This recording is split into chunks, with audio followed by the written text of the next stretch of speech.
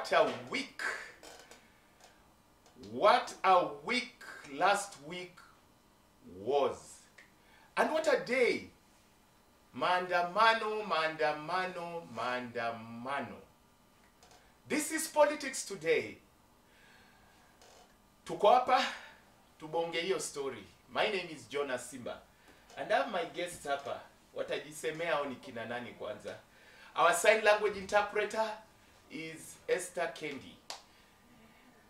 Yeah, I'm naitwa Nicholas Oyo. Yeah. Yes.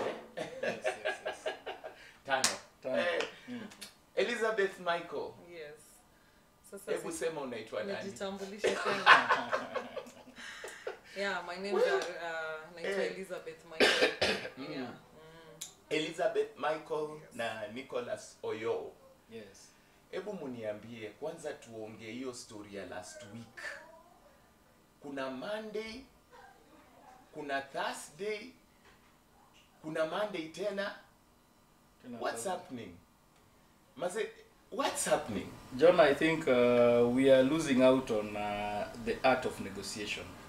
The entire issue is about negotiation, yes. But for me nafikiria atuongeleshani na hiyo ndio inakuwa shida.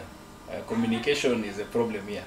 I hope communication experts wanaweza tuambia shida iko wapi hapa, kwa sababu kuongeleshana kidogo tu ingesimamisha hivi tu. Yeah. Elizabeth, yes. Do you share the same view? Do we need dialogue here? Well, I think what we need is solutions. Yes. Of which I think those who are demonstrating, the Azimio demonstrators and the leaders. Yes. Issue yao sio, what is it called? They don't want a dialogue. They want the cost of living to go down. Right. They want the taxes to go down. Now maybe they had another agenda of saying saba ifunguliwe. So when it comes to that, it is for number one to sit down with his people and ajue vile cost of living itaenda chini. First of all, I would say this can only be done if kitu yenye natukula sana ni our bloated like unaona kama our cabinet secretaries and all those, the 51 chief yes. I think Nani will share the same sentiments with me. I'm a blot hiyo nini, I'm a blot wale ni 51 also who PSS. Alafu pia pesa zinaibiwa hizo ka 2 billion akiziba those loopholes as number one, and he can. I think cost of living badala hii pesa iko inaibiwa yote inaenda itarudisha nini chini. It's not a matter that we sit, he can just decide to do nini and is it nini Azimio demonstrations issue. Let him listen and let him act, because of course the Azimio leaders have said it's not a must. We don't want negotiation, we don't want handshake and all that, but we want the cost of living. Tunataka chakula kwa meza. That's why people are demonstrating with sufurias and mwikos. Yeah. Well, Nicholas, last Monday, Northlands, Spectre, Nyanza, what happened? There is even churches, Jonah, church na mosque. Yes. Jonah, this is very unfortunate. This turn that has taken, Right. Hii ni kama ile unasemanga mumeingia mahali mlikuwa mnapiga race ya marathon, alafu jamaa ameingia stadium. Right. Ni shida tumeingia, Jonah. It is very unfortunate that we are getting into this scenario at this point in time. Na sijui nani alifikiria ati anaweza fanya kitu kama hiyo.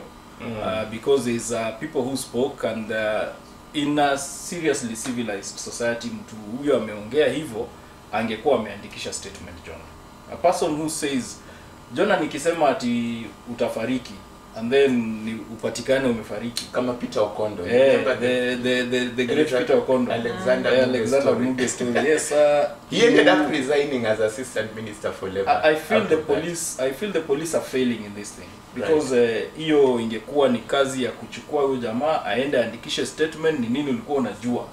What did you know? You're not Jesus. We hatujaona miracle ingine umefanya. The only miracle you've done is to predict Northlands. So if you predicted Northlands, then tell us what you knew before it happened. What you planned. And those are the things that we need to talk about in this country.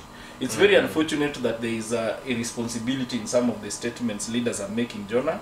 I'm really afraid that we are lacking in leadership in this country right now. And mimi nimetoka kwa mrengo ambayo inajiita Free Kenya, na tumeamua sasa sisi pia tutaleta mambo yetu hapo katikati, kwa sababu wale wameshindwa kuongea na wale si tutakuja tutafute referendum ya kuongea mambo ya taxes. But Raila amesema he wants BBI back. What's your opinion? Si BBI irudi basi kama BBI, yes and no, but BBI ilisha ni kama ilimaliza ile nini yake. Unajua kuna mahali umeishi mpaka ukamaliza maisha yako. It's something that let the Kenyans now speak. Sisi tunataka wa Kenya sasa waongee, because kama leaders wameshindwa kuongeleshana, let the Kenyans now speak for themselves and then tuwapatie instructions. These people are employees. Wote kitu yote anafanya wanatufanyia sisi. Then let us now come to the table and declare the table now our table, na tuseme vile tutafanya. Kwa sababu ile mambo inaendelea katika hii nchi. This is just 6 months after we did an election. You can't even believe what has happened. 6 months peke yake na tumefika hapa. And again, Jonah, also, yes, it is 6 months. And why people are going to the roads or to demonstrate is because this is what they used to get themselves in. Unakumbuka tulipromisiwa nini the first 100 days, which is 3 months point thereabout. Yeah, in fact this was a issue-based campaign. Yes, yeah. They promised that it will be in 100 days. So for the people to give them plus another 100 before they went to demonstrate, and they were even given 14 days a mandate by the leader of Azimio, that you should have done this within 14 days, otherwise we will go to the streets. They were given, they gave themselves a time span, which they used for us to give them votes. And when they got there, the time elapsed. We added, situko the 7th or 8th month. Right. That is almost plus another, let's say plus another 3 months thereabout. We gave them enough time to act and deliver what they promised, of which yondo iliwapeleka hapo mahali wako. For them, for number one to be where he is in State House, he had promised, and that is what got him into State House. So he should have delivered, because he had articulated that within 100 days he will have delivered ABCD. So it is supposed to be out and running. But now he should not complain that people are demonstrating, and I don't know if ni kuwadanganya ama nini may happen, right. But now it is not working. He should come out and explain, make us understand why unga is still expensive, even if it was expensive before this regime that he's in.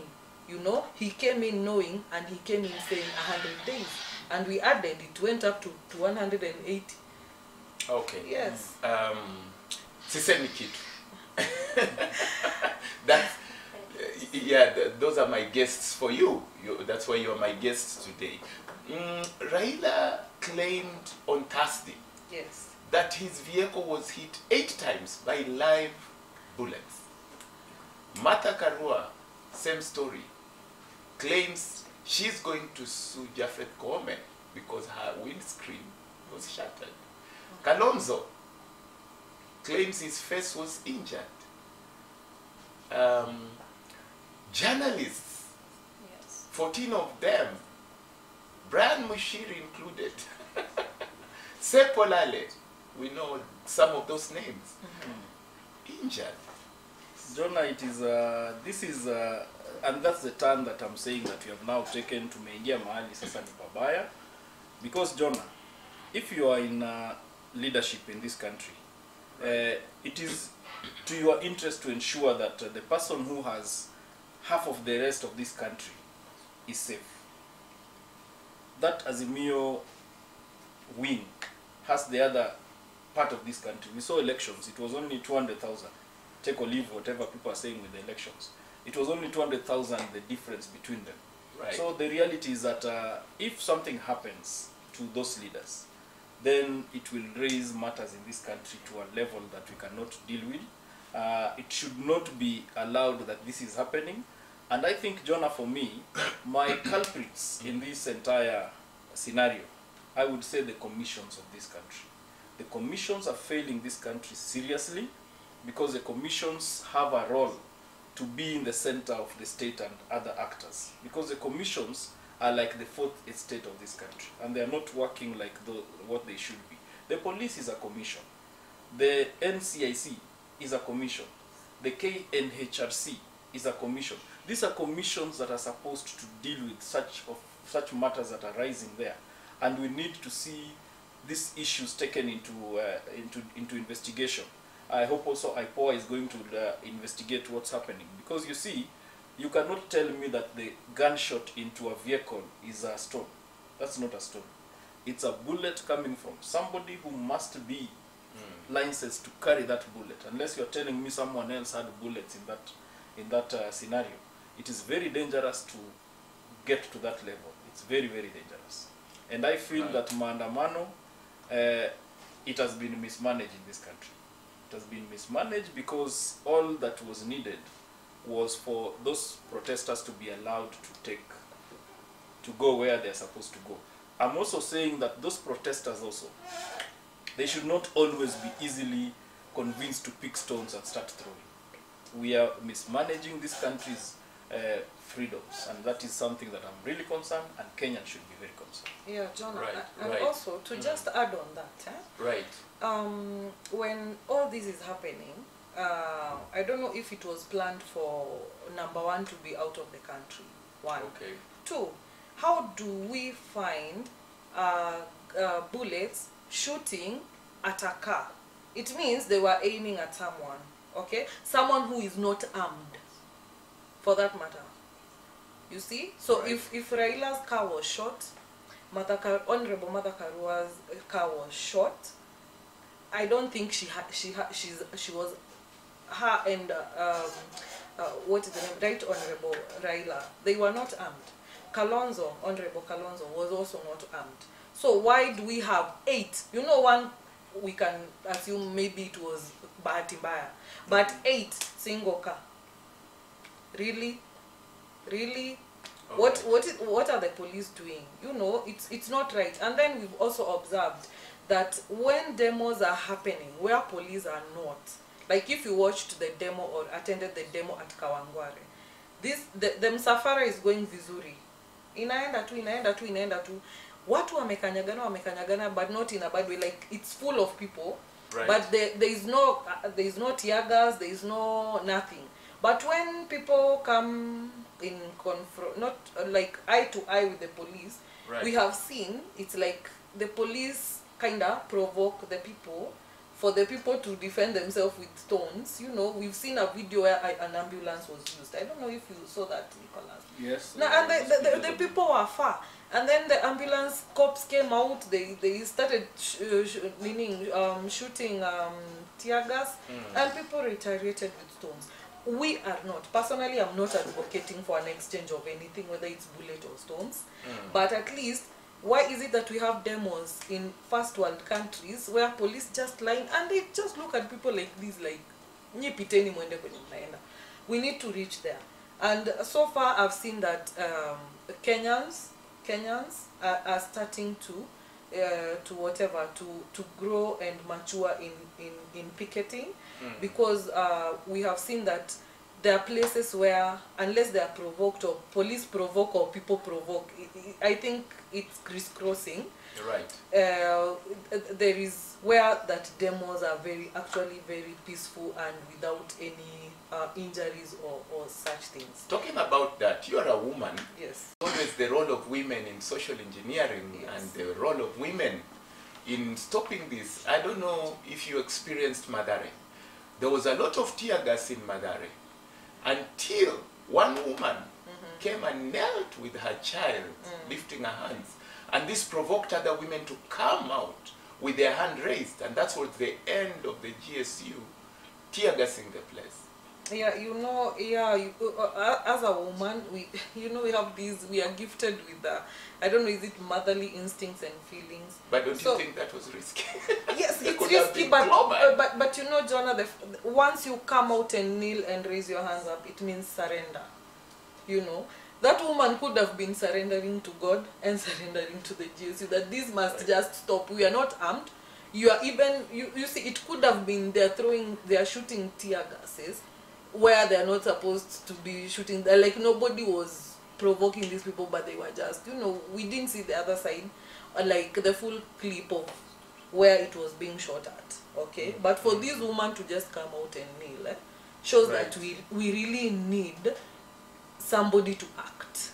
Okay, And we Jonah- need somebody to act. And Jonah, for me, I think, and I hope that the agencies that are supposed to collect all this information and documenting, Right. people who have done things in this scenario, those who have thrown stones, those who have done things in Northlands, and I heard even other farms have already been targeted, Spectra, those who have killed people, Right. the police and everybody who has done these things. First of all, a police taking a command that is illegal is something that you need to be culpable as a person. So I hope that the agencies are taking all this and all this information is there and people will be punished, because we must reach a point in this country that we return back to normalcy. Normalcy of the sense that if I feel that there's something that I need to get out there, you don't have to fight me for it. I don't have to fight you for it. It has to be that we can talk and discuss and negotiate and agree. Even if it reaches a point that we can't agree, then let us disagree in a more amicable manner. But not in a manner where now somebody has lost an eye, somebody has lost a what. We reach a point that this country, everybody will be blind, like Gandhi had said. Yes, And it is going to be unfortunate in this country. Yeah, when it's a retaliation thing, then it becomes dangerous. Yeah, exactly. And then there's the aspect of people commenting. I'm not talking so much about the general mwananchi, because there it gets even into, are they really taking this seriously? I don't know if you've seen what people are talking about, some of those attacks. You know, it's turning out to be some social media Crazy. joke. Yeah, People saying, you know, things like those sheep could not get into a pro box. You saw such jokes. Kenyans are very funny people. They love to make jokes out of everything. Right. Sometimes I say that it is also our curse also, because Kenyans take a joke on anything, and sometimes things are serious and they fail to see the seriousness of matters. Right. But yes, comic relief sometimes can help once in a while. But really we have to reach a point, Jonah, that sometimes it's not about you are going to look at something for you to look for the joke to go and say, so that you trend and what have you. It's It's important really to be important that- empathetic. Yes. The person who is hurting. Exactly. Yeah. Yeah, but especially from the leaders. You know, when you see leaders commenting, rather than condemning, it seems like they're like, you attacked that farm. It's a luxurious place. Did you see such things? I mean, we saw once, yes, Maguta. It's very unfortunate that we are having, and I'm telling you, Jonah, we are having a crisis of leadership in this country.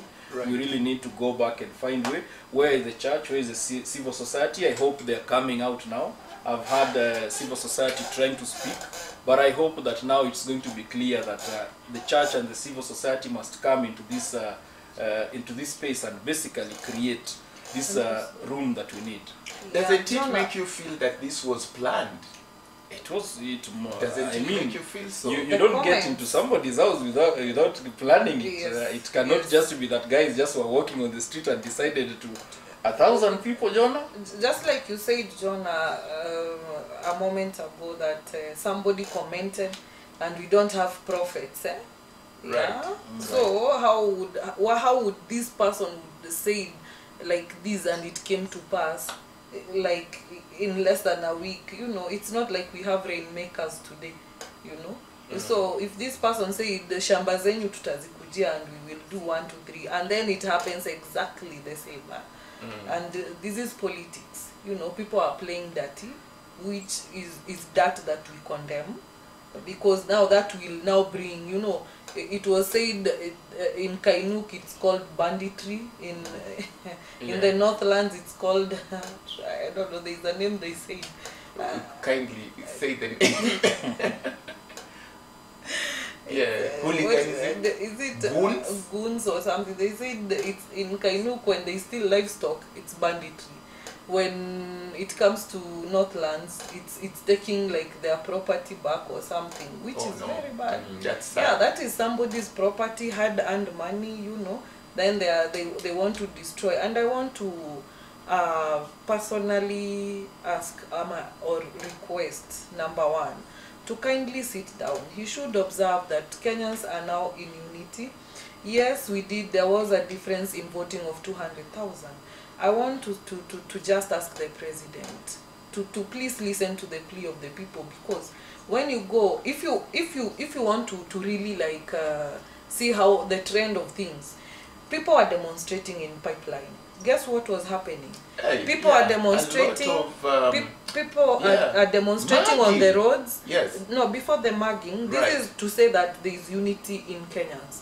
People who are in the flats were pouring water to help people down there who had been tear gassed, so that mpate hiyo maji mnawe uso muendelee kudemonstrate. So wenye walikuwa kwa nyumba, watu wakipita chini wanawamwagia maji, naweni hiyo tear gas ishe, tuendelee kudemonstrate, and people are in their houses. So and they were actually taking photos of muggers. For the muggings, I think it's people who took advantage, like what do I say? I think it's just I think just some rowdy youths or something that would just come to take advantage of the situation, or when people are doing peaceful demos. And then, you know, they were walking in groups, so akipata you are a lesser group, yes, they mug you, which now the police should come in to ensure that demonstrations that are peaceful, those people who want to take advantage of the demonstrators are also not allowed to do that.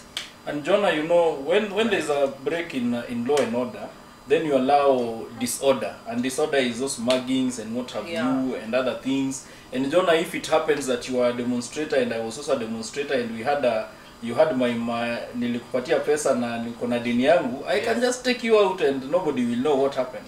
It's very unfortunate, Jonah, that this is happening in this country. I believe, I thought that after 2007 and all the things that we had seen, we had now matured from this, a new constitution and everything.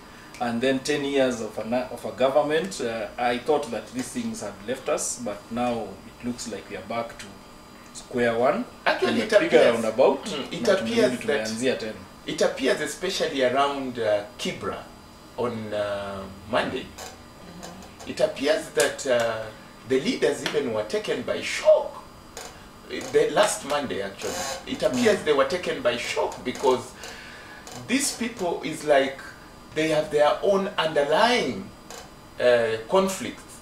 So when such an opportunity comes, it even surprises the leaders that they can fight all the way to midnight between themselves. It's like sasa mmetupatia a chance to solve our own issues. You know, Jonah, that was castigated. There's one leader who technically, personally appeared, went to a certain community, gave money to that certain community to fight this other community of demonstrators, right? So that person was noted and was seen dishing out money to this community that is not demonstrating, and that is why we saw the burning of the mosque, masjid. I can't remember the name of that mosque, but it's just past the DC area in Kibera.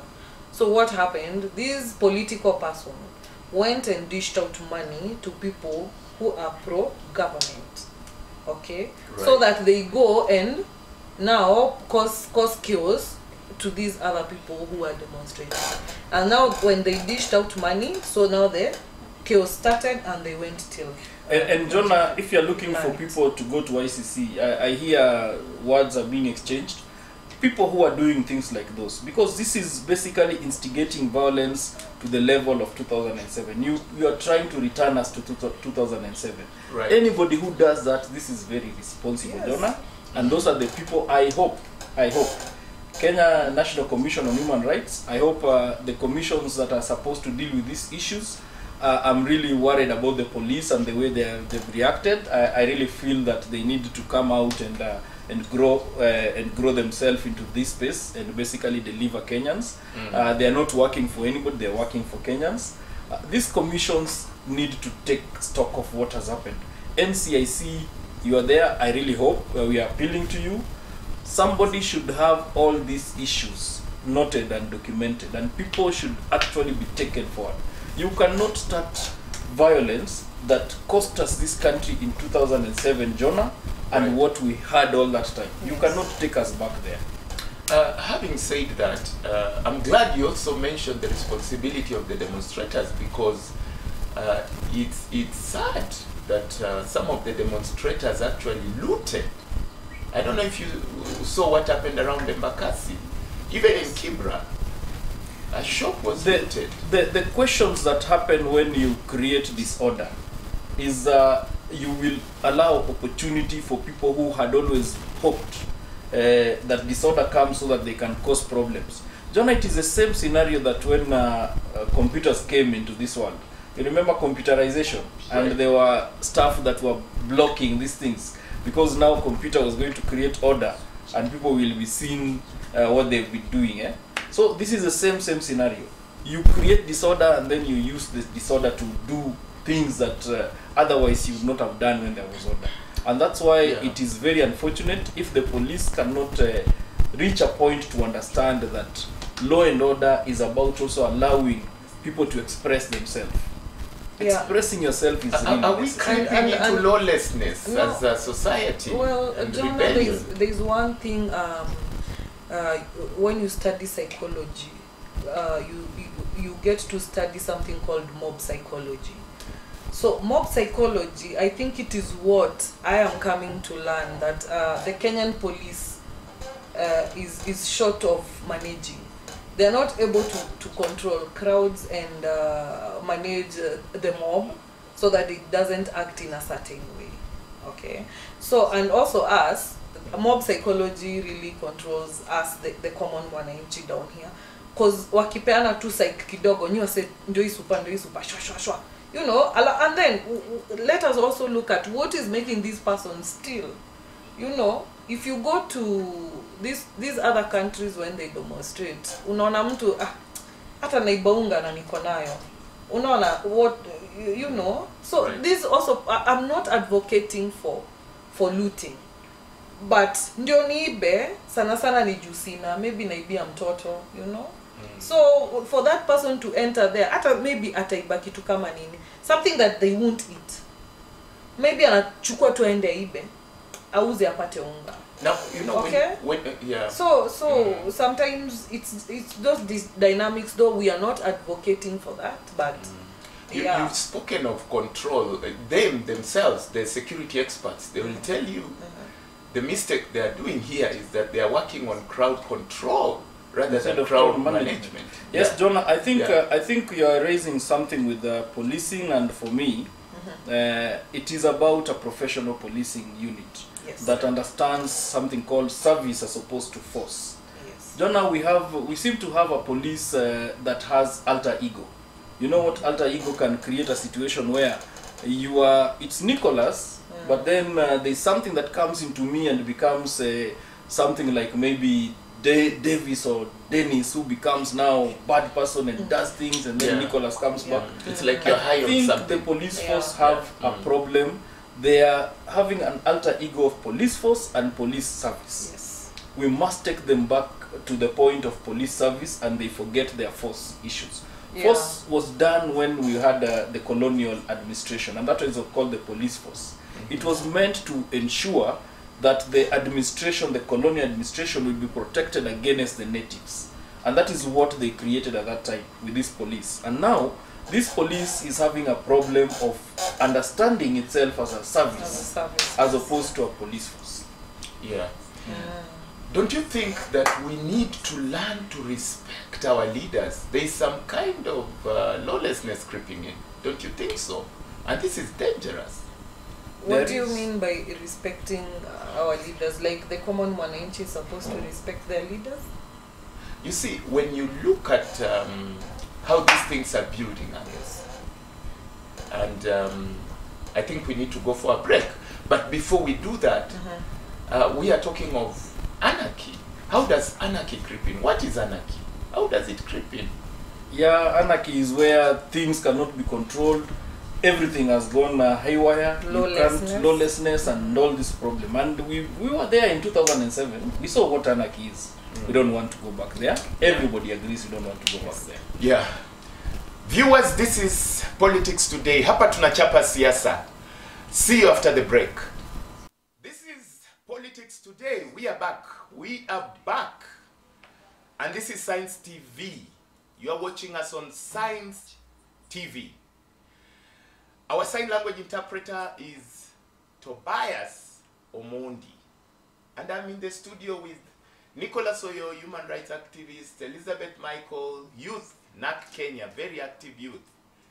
Now, wageni wangu, are we lacking something? Are we lacking, are people headlining? Why are we seeing watu wanajishikilia sana? Is there a problem here? Jonah, there is a problem. Right. I think in any conflict kuna mtu anasema mimi ulinirushia hii na mimi ukanirushia hii na nini. There is a problem that we must deal with, because we cannot have a situation every Monday and Thursday we throw caution in the wind na tunasema sasa kaende and then we think that we are going to grow this country. It will not happen. I think for me, Jonah, if you ask me, and I'm appealing to the president if he's watching us, Rais, it is your mandate. This is going to be a Ruto administration. Whatever happens, the ups and downs are going to be attributed to you. Hizi maandamano, wale wamefariki, tukiandika historia, tutasema walifariki kwa administration yako. Tafadhali Rais. But it is your moment to come and look for a way to institute this platform where people can speak together. Now, Elizabeth, yes. You mrengo we uko. Guys are putting on MDD uniforms. Don't you think these people are going too far? Mpaka wanavaa sare. Well, Jonah, that is happening to push a point. It is happening to push a point, and to make sure that whatever they want heard is heard and known and solved. Number one, as much as you're saying that people should sit down and talk, there is no conflict. There is no conflict. So there is nothing to sit and solve. The only thing that it is needed to be done is that the cost of living is brought down. Taxes are brought down. And if it ever happens, the server is opened. Okay? So, the only dispute who and who is fighting. Nobody is fighting. What is happening, we are demonstrating so that this thing happens. So it just needs to happen. So if you say people sit down to solve, what are we solving? The cost of living can it's not Somebody like will tell you that wamejifichia kwa cost of living while the main issue is electoral reforms. You remember BBI? You're part of that, and you know BBI was attempting to solve electoral issues.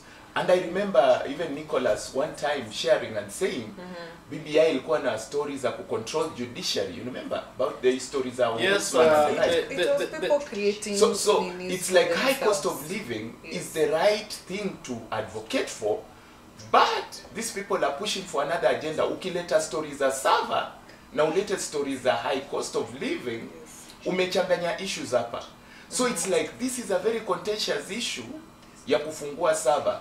But if you're coming with high cost of living, tunaweza kuongea. However, when we hear the deputy president talk, it's like hapa hakuna kitu tunaongea. The only thing we are going to talk about is the retirement of your Jonah, I want to say this before I want to support the demonstrating leaders. Right. Number one, those two leaders, Honorable Raila Amolo Odinga and Honorable Martha Karua, they are very bold leaders. They will call it for what it is. If it's BBI they want, they will say we want BBI. So when they are saying high cost of living, it is in black and white, high cost of living. It's not being sugar-coated. If it's high taxes, it's high taxes. If it's the server, it's the server. They're not hiding behind anything. They are bold. Wakitaka hata sijui nini. They just say this is what we want. I think we are losing a very important leadership roles that are supposed to be advisors to these leaders.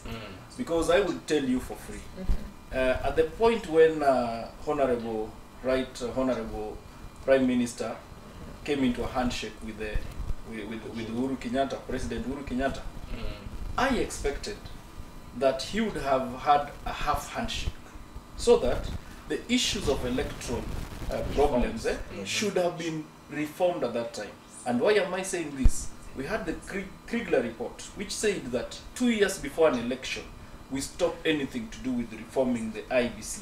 Right. And so I'm really surprised, Jonah, that we did an election in 2017 with this Chebukati commission in place, and then we did again another one in 2022 with Chebukati in place, and I didn't see the right honorable saying I'm not going to that election.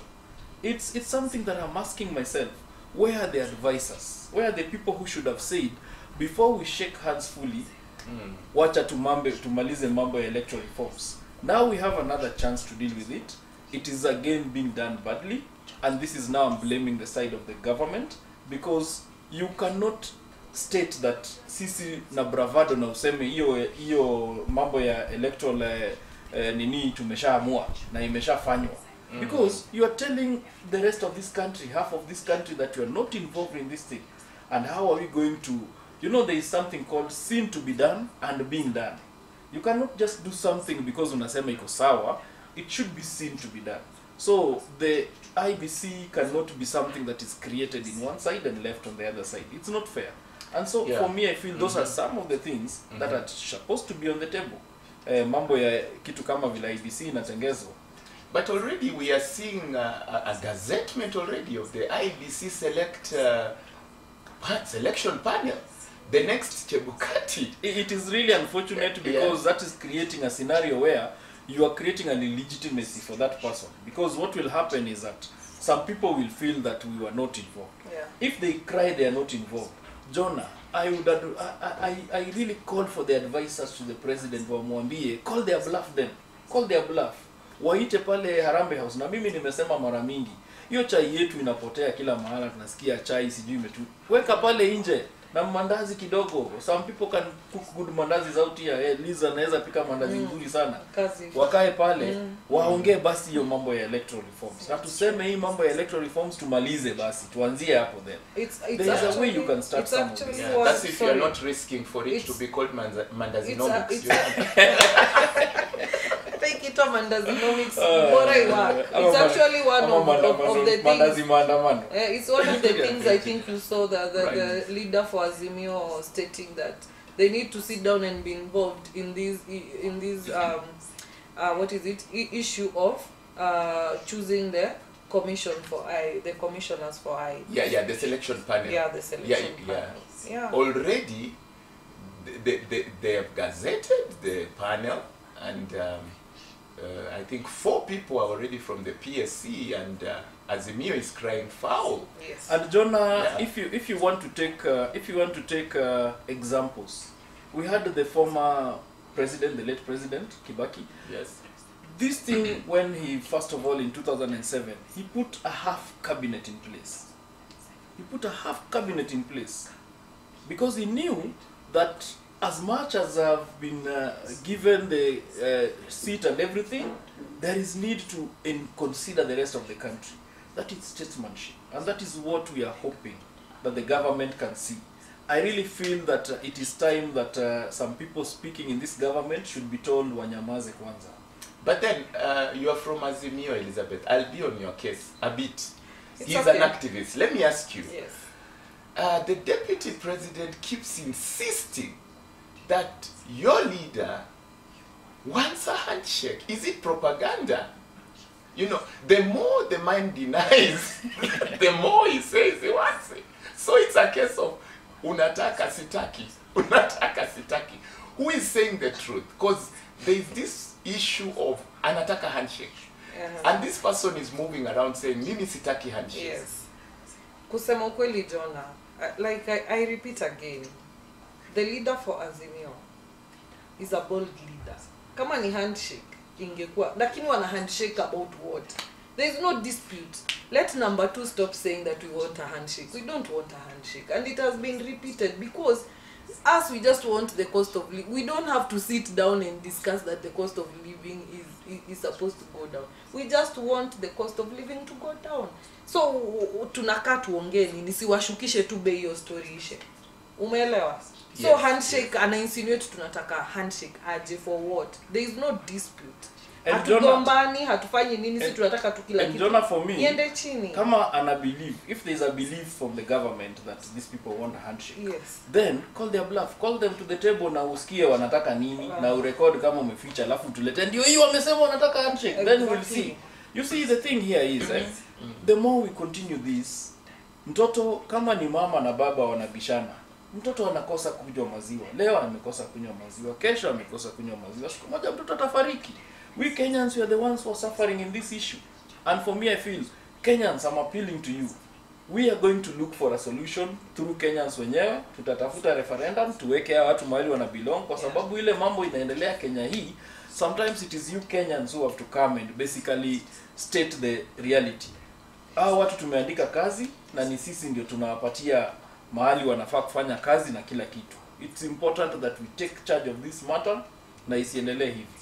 And Jonah, yes, being in Azimio, by default being in Kenya, yeah? Right. I want to say this, especially to the president.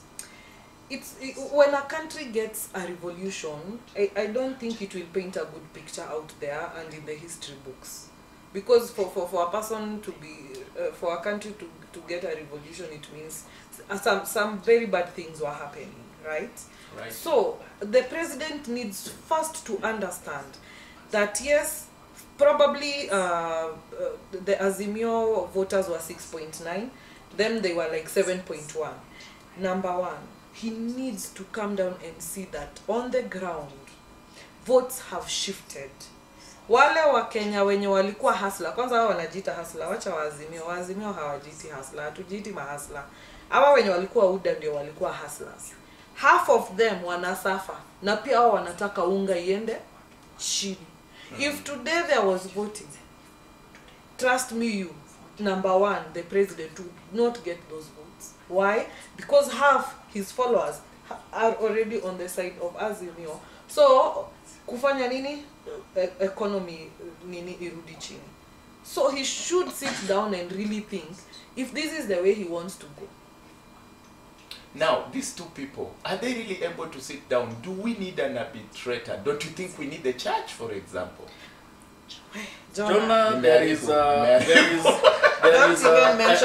and before she speaks, because I know some issues have been brought up, Yes. But the reality of the fact is that you don't look at people and start throwing what you call stones based on the past or what have you. Yes. Sometimes you give people that benefit of a doubt.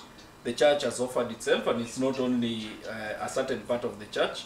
The entire church can be brought together. I know what she's saying. There is an evangelical church that has taken residence in some big house in this country. Yes. But then the reality of the fact is that you can name your people, and I name my people, and they sit down. We have seen these discussions, Jonah, done in this country. In 2007, we saw how it happened. You call 4 of your people, 3 of your people, 5 of your people, I call 5 of mine, and then they sit down and they start looking at this issue. It is not that we can't talk. It is not that we are breathing the same air, we are living under the same map. We really need to consider that this country must move on together. And we cannot have a situation that we are separated in the same country. That cannot happen. It can't happen. Liz, yes. Don't you think the church needs to save us? Jonah, I only have one sentence. Kanisa ilishanunuliwa wakati wa campaign. So there won't be justice. I was actually talking with someone the other day, and I was like, now is when the church is realizing that it made a mistake by accepting handouts during harambes and everything. So it's like wakona deni towards someone. Okay. I wish we could have done like the way I want to quote Islam. I think Waislamu tu ndio wanaweza kuja kuokoa jahazi saizi. Otherwise, our churches were bought, our leaders, nothing. I'm a believer. We have an interreligious council. I don't know, even that one might have even been bought. This infiltration went so deep, by the time we realized there is nothing that ilibaki. Is it that walita huyu mganga and they call this other one somebody needs to have betrayed? Whether that happens, someone needs to enough people who can we need do someone this. to save the country. We have the civil society that can come into this. We have professionals. We have and I'm speaking as I know that this country elections always divide this country into so many into those halves. We have those people who have the moral authority to do this. We have commissions in this country. Some of the tasks that NCIC is supposed to do is not just to talk about integration. Integration is also about these kinds of things.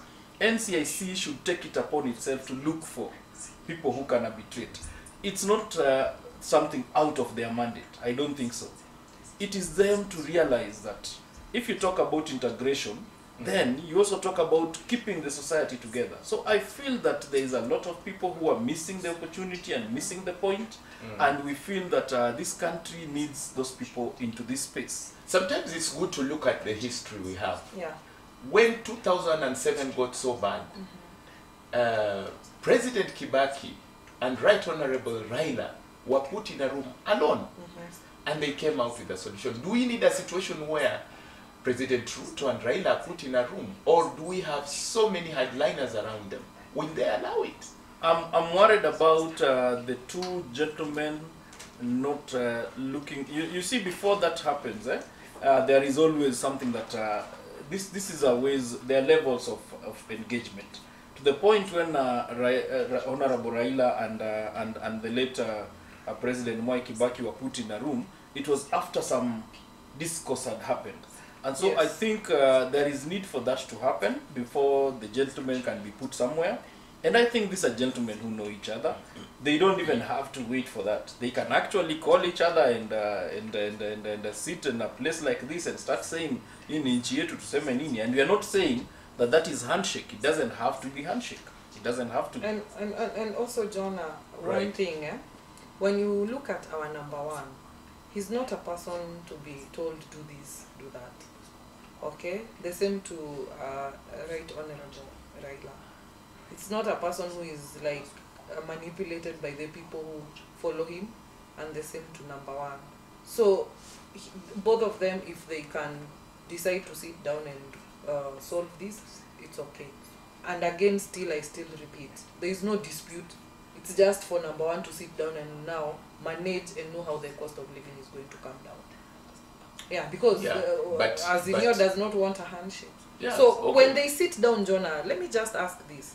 When they sit down, what are they going to discuss? Like, how are they going to be told, unless they want Azimio to come in and tell them what they can do to bring the cost of, living down, to bring the taxes down, what can be done?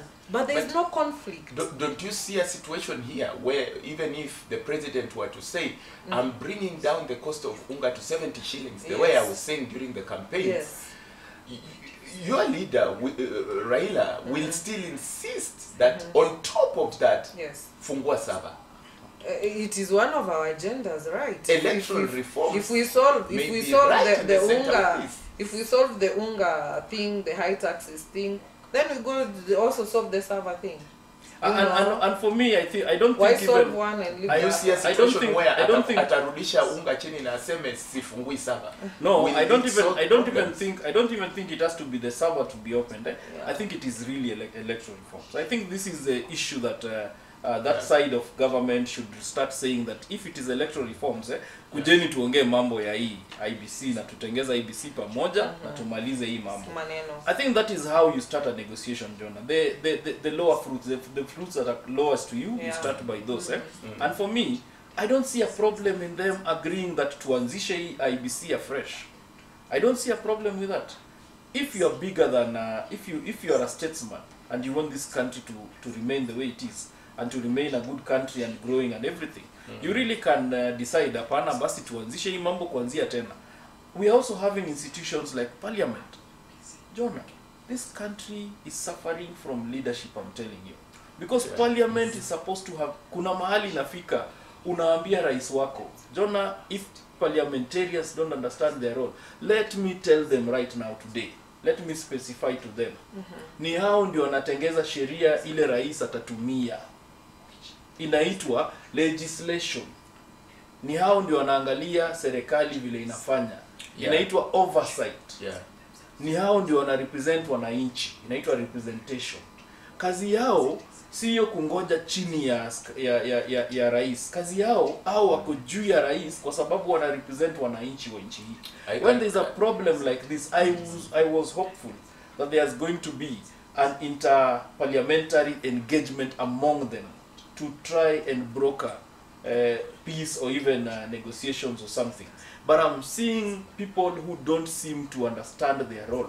They are leaders. Yeah, I want to cut I can hear a lot Nicola of short. order on that if they are hearing you. I want to cut Nicola short and also say this. Yeah. If you had the Azimio leader yesterday, he said, and he addressed the president, he said this, tafadhali Bwana Ruto, yes, wacha kununua wabunge wa Azimio.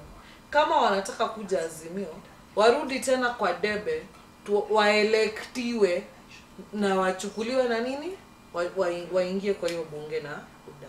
Lakini waliingia na nini, ODM ama Azimio, hiyo mrengo wa Azimio. Lakini sasa vile wamefika parliament, wamenunuliwa. When will they legislate? And they were supposed to be checking each other, and then this thing will, akishanunua wote, nothing will ever go on. And Jonah, for me, it's really very unfortunate. It's really unfortunate if an MP can actually be bought. If an MP can allow themselves to be bought, it's very unfortunate. I feel like, and it goes back to what I'm saying. Are they really leaders, or we just elected some things who we claimed? Somebody who wanted to get there. Somebody must be panicking about corruption, because it seems like the problem here is not the taxation, it's that there is corruption, and the fear is that 6 months, how much has been stolen and how much will be stolen in the next 5 years. Is that the panic? I really hope that and I'm really wondering the tracking of corruption in this 6 months. We've not heard anything. I'm asking myself where EACC is in this country. I really am asking them, I'm really requesting them that they should begin to give us state of corruption in this country every month, so that we have something about corruption going on in this country. We need to track corruption going on in this country. Is that doable? Is that realistic? But then again, it is more than realistic. That is their mandate, in John. fact, they should be it giving is part of the us, mandate that they can if work it's on. not what Nicholas is saying monthly, let it be quarterly. Right. You know, one, they cannot be coming at now, sasa juu wameingia government, wanaanza kufanya UEACC kwa the last people who are in the last government. You know, alafu wanaanza kuichant watu ati you said this, you did this, your property this, you know, kwa sababu ulikanyaga mtu ukiwa kwa ile government ingine. Sasa yeye ameingia hii government, sasa yeye anakutafuta na hizo maneno. You know? And John, I will tell you that day, that the commission, the Chapter 15 commissions will act independent, free, clear of conscience, and work for Kenyans. Yes. This country will change completely. The judiciary is a commission. The police is a commission. The EACC is a commission. The IEBC is a commission. These are all commissions. Kenya Human Rights, Kenya National Commission on Human Rights is a commission. All these are commissions. National NCIC, National Cohesion and Integration Commission, is a commission. These commissions must rise and get to a point that they are working for Kenyans. Are they able So to I hear you saying something. The problem is our implementation of what we have then. Because I can hear a lot of Article 37 being violated. It's not that we don't have a good Article 37, we have it. But it's like it's being violated. So it's not a matter of we lack the commissions. IEBC is a commission. Why are we here on IEBC? IEBC has, it's not even violated, it has been mutilated. And Jonah, for me, I feel that what you said about electricity gone up? It is going to go up, and it is still going up. And, is it 40 or 63%? We are losing this Go fight. on with the Article 37 story. And I'm talking about Article 37, and I feel, Jonah, that it is reached a point, and we'll have to go to the judiciary to basically negotiate the issue about this dispute on Article 37 and ensure that the rights of Kenyans are secured. And even the judiciary is also a commission in this country, Johnny. Right. It is very unfortunate that we are losing commissions, and I hope the judiciary, and I hope they are listening. Yes. And I hope they are going to act in the freedom that they have. And I hope that they will deal with these issues when they come to them in a manner that is going to take this country forward. I really feel that there is a problem in this country that we must deal with it, and I hope Kenyans are listening. We can come together and really restructure this country afresh, because we are having problems everywhere.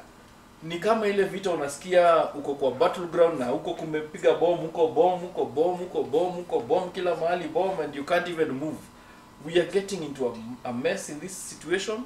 We must sort ourselves out, and I'm calling again on the President of the Republic of Kenya. This is your reign, William Samoei Ruto. Whatever happens in this reign is going to be you. It is the Ruto administration, whatever happens. The number of people that are going to die, hata kama walikufia kwa mabarabara, I'm seeing even that is a problem in this country. Hata kama watakufia kwa demonstration, hata kama ni polisi atawaua, tutaandika na tuseme walikufa kwa administration ya William Samoei Ruto. So are you advocating for dialogue? And is it doable? And is it possible? Is it elusive? And for me, I've just told you, the route to this is looking at the lower fruits. The lower fruit here, I feel, is IBC. IBC, if they decide that to Ruto akisema tumetoa IBC tuanze tena, we are going to start a negotiation. That selection panel you're talking about. Yes, those are things that we cannot allow. Ukiallow ikuwe ati wengine waliingia, wengine hawakuwa, you are causing a problem in Does it sound too far? Because already we can see headlining. Serious headlining. On what side? Hata ndege zimeharibika. Yeah, hata ndege zimeharibika zinarudishwanga saa ile imekuwa imeenda mbali. Inarudishwa irudi land, iangaliwe kama kuna makosa. Yes. It's not custom so you people are hopeful that there'll be dialogue. I'm very optimistic, I'm very hopeful, and even if they don't work together, sisi tutatafuta Wakenya na tutatafuta signatures ya Wakenya na Wakenya wataongea. Last words very quickly, Elizabeth. Our time is gone. Final words. Final words is demonstrations are coming. I know, again, please Kenyans, let's be peaceful. Even if we want a greater Kenya, let us do it amicably and in the proper way. Let's not destroy property, let's not loot, injure people, steal, and the police will do their work. And also the president, please sit down and think and solve this. Thank you. Yes. 1 minute is over. Nicholas Oyo, I'm still calling on all those commissions in this country. Fanyeni kazi yenu, and then mchukue hiyo mandate yenu musome tena. I'm calling on the president.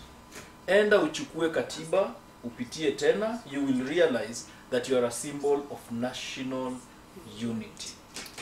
Viewers, this has been Politics Today. Hapa tunachapa siasa. My name is Jonas Simba. See you next week on Chapa Siasa. Bye.